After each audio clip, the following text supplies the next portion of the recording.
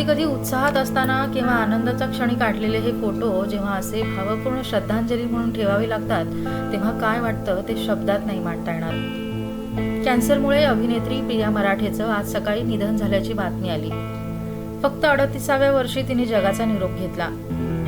इतक्या कमी वयात जाणं हे कुणालाही न पटण्यासारखंच असतं. मग ते घरचे असो, मित्रपरिवार असो किंवा मग अशा कलाकारावर भरभरून प्रेम करणारे प्रेक्षक असोत. सगळ्यांनाच ही दुःखद बातमी पचवणं जरा जडच आहे. वेगवेगळ्या मालिकांमधून आपल्या अभिनयामुळे प्रियाने वेगळी छाप सोडली. आता हे जितकं सहज वाटतं तितकं सहज देखील नाहीये. असे किती आर्टिस्ट असतात ज्यांच्या जाण्याने सामान्यातला सामान्य प्रेक्षक हळहळ व्यक्त करतो. अगदी मोजकेच. अलीकडेच ज्येष्ठ अभिनेत्री ज्योतिताई चांदेकर यांच्या निधनाने देखील असाच धक्का बसला.